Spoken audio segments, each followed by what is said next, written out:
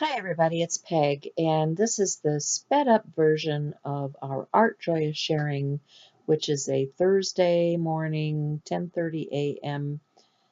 Central Standard Time live show that Shel C from Paper Artio Studio and I do each week.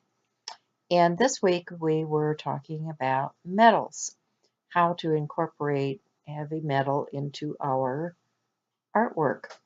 So you can see I have a number of things out on my desktop. I have tin cans, I have tops off of canning jars, I have all kinds of pieces that can be incorporated into a piece of artwork.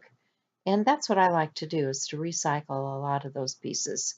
So I talk about, how to use these things in your art. I'm showing you a tin can lid that I used in a particular recycled piece. I'm showing how to handle the metal so that you don't harm yourself, and talking about the tools that you would need to use in order to process these things. So if you're interested in knowing more, you can go over to our sister channel, which is Art Joy is Sharing, and watch the full-length version. It's an hour and a half, and then you'll catch what Shel was also doing. So I'm just taking some shears, and well, now I'm actually using a tool to punch a hole in a tin can to show you how that works, so that you could actually attach that to another piece. And, you can use nails and hammers and piercers. And now I'm going to show how to use some aluminum foil and make something that looks like a metal piece just from a dollar store item like this aluminum foil. I'm using some double-sided tape and just going to adhere that foil down to a piece of cardstock. And then what I'll do is I'll end up die cutting it. Once you die cut these things, you can use your inks, like alcohol inks and things on it, to change the coloration. And yeah, you can have some really interesting pieces that are made out of products that really don't cost a lot. So that's a die cut from Seth Apter, and I think that's a spellbinder die. And so you can see that this makes a cool metal looking embellishment.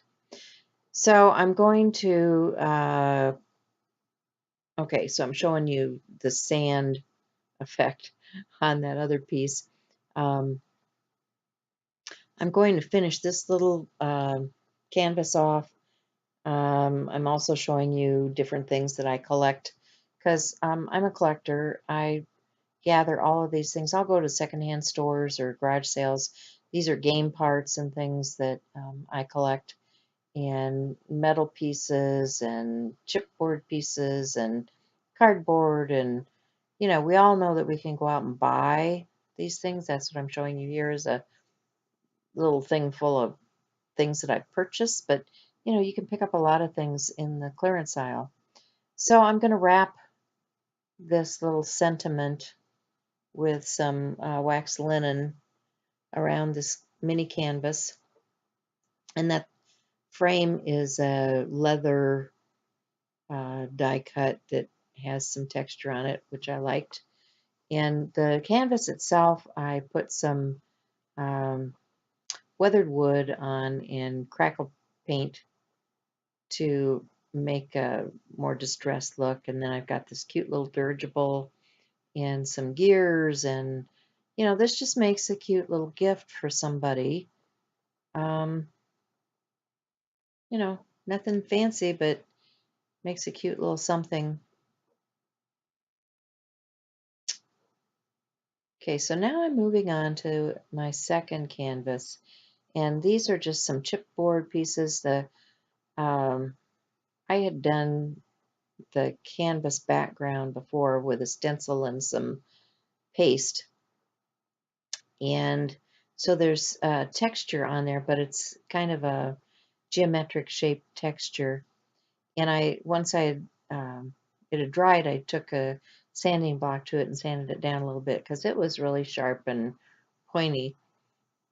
And now I'm just gluing these little square pieces down.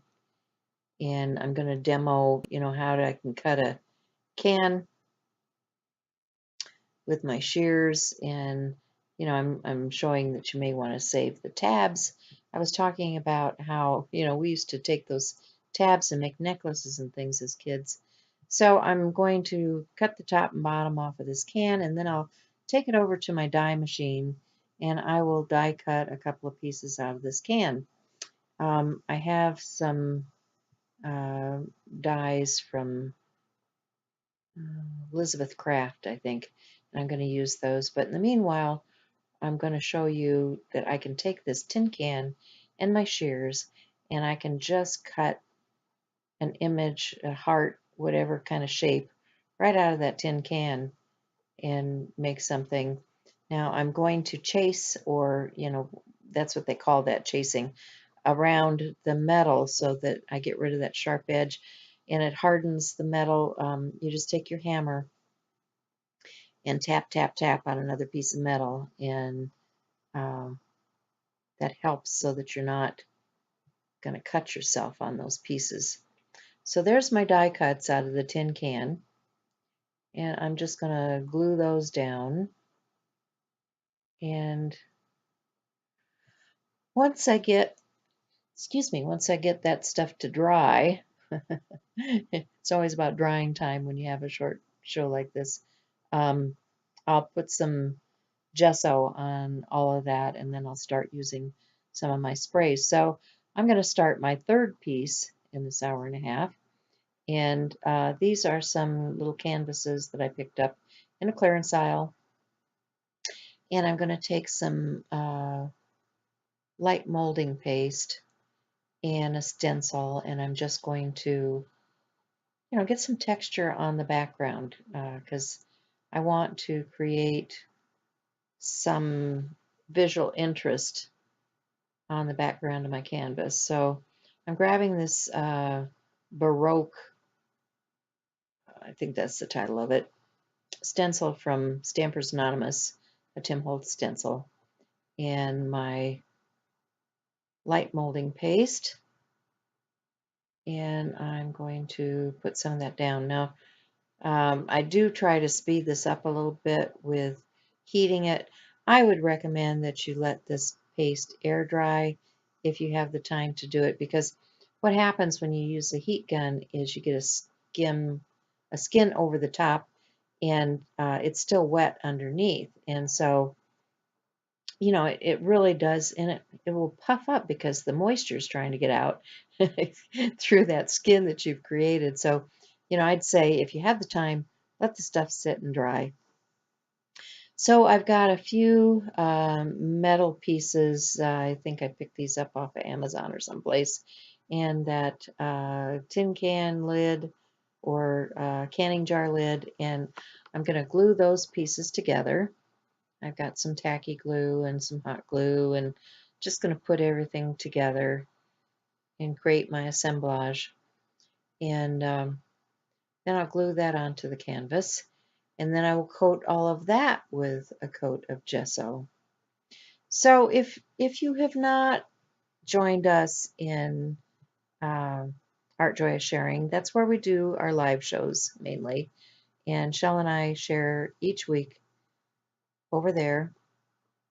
And we'd love it if you had the time and could join us live, because we always love chatting with you. And then you can ask your questions of us in that forum and meet some other crafters. It's a fun time.